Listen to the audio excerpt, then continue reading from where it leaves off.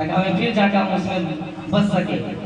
उसी तरह ये है, जब हम प्रभु यीशु मसीह को जान जाते हैं तो जो बुरी आत्मा है, अशुद्ध आत्मा है, हमारे मन से निकल जाती है, हमारे दिल से निकल जाती है और दूसरी जगह खोजती है। हमारे जैसे पहले हम थे ना, जैसे बुराई में थे, उसी तरह और बुराई आत्मा को ही खोजती है, बुरे लोगों को खोजती है, ताकि हम उसमें बस के उसमें राज कर सके। हालेलुया। यह बोलता है वचन, जब अशुद्ध आत्मा मनुष्य में से निकल जाती है, इसमें से निकलती है मनुष्य में से, हम इंसानों में से जब निकल जाती है तो सूखी जगह खोजती है, सूखी जगह में विश्राम ढूंढती फिरती है और पाती नहीं।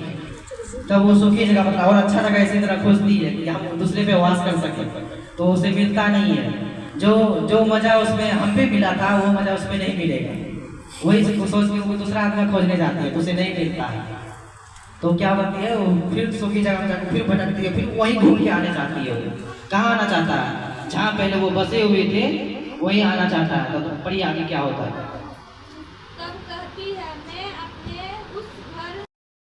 जब हमारे दिल से, मन से, हृदय से जब निकल जाती है तो वो कहाँ फिर से वो क्या करती है, उसके जगह कहीं नहीं मिलता है बसने के लिए, कहीं नहीं मिलता है। कोई आत्मा अगर हमारे शरीर से निकल जाएगा, अगर मान लो जिसका हम मरिए जाएगा, हमारा आत्मा हमारे साथ मिलेगा है, तो उसे कहीं मिलेगा चैन, कहीं पर रहने के लिए नहीं मिलेगा, तो फिर से खोजेगा।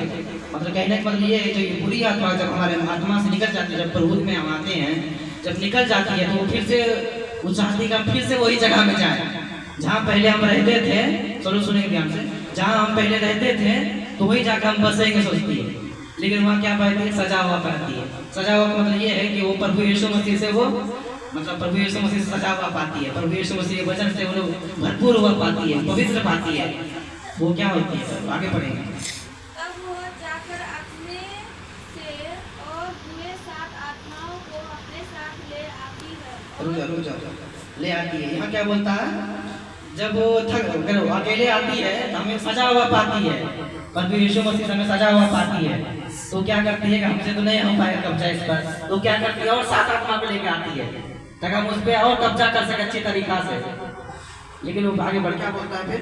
और वो उसमें बैठकर वहाँ वापस करती है, वास करती है, और उस मनुष्य की पिछली दशा पहले से भी बुरी हो जाती है। इस युग के बुरे लोग की दशा भी वैसे ही होगी।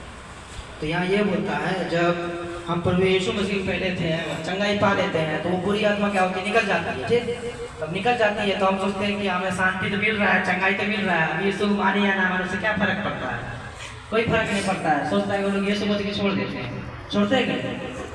तो छोड़ देते हैं तो ये शैतान क्या करता है? वापस आता है तो वो सोचता है हम तो अकेले इस बार कब्जा कर लेते हैं।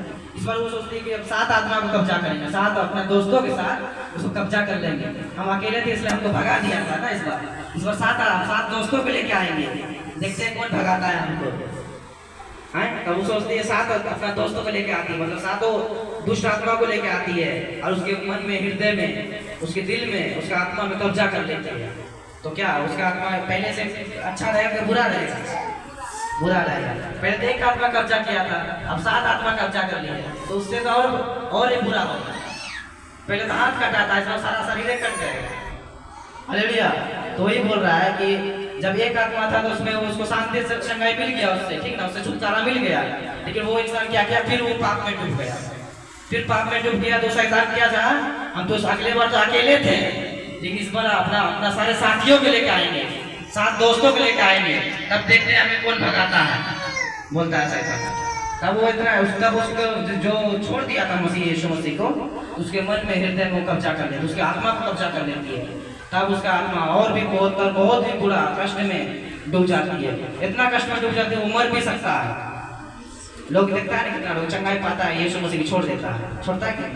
तो फिर दुख आता तब यीशु मसीह के पास आता है। वो तो कितना दुख होता है कि उसको वो सही भी नहीं पाता है, कितना आदमी मर भी जाता है, मरता है कि नहीं? तो लोग बोलता है कि यीशु में था, मर गए, लेकिन ये नहीं देखता कि किया क्या था, किस कारण मरा, वो नहीं देखता है। इसलिए बोलता है कि यीशु मसीह में था, मर गया। यीशु को बदनाम करवाता है, दोषी करवाता है क्या?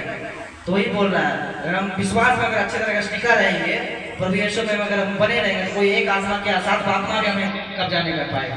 हालेलुया। हालेलुया। वही बोल रहा है कि हम प्रभु यीशु मसीह में है तो हम प्रभु यीशु मसीह को छोड़ेंगे नहीं, मरते दम तक, जब तक अंतकाल तक हम प्रभु यीशु मसीह का आदर पालन करते रहेंगे। हालेलुया। अगर छोड़ देगा प्रभु यीशु मसीह को तो पता ही है वो और अपना 10 आदमी को लेकर आएगा, 10 आदमी को लाएगा, हम तो अकेले थे, अब हम कैसे सह पाएंगे 10 आदमी को, नहीं सह पाएंगे। तो हम पर वो भारी पड़ेगा कि नहीं, हम पर भारी पड़ेगा, हमें बहुत नुकसान होगा। वही बोल रहा है, आगे पढ़ेंगे 46 पर। जब वो भीड़ से बातें कर ही रहा था तब उसकी माता और भाई बाहर खड़े थे और उससे बातें करना चाहते थे। और आगे पढ़ा। किसी ने उससे कहा, देख तेरी माता और तेरे भाई बहन खड़े हैं और तुझसे बात करना चाहते हैं। और आगे पढ़ा। यह सुन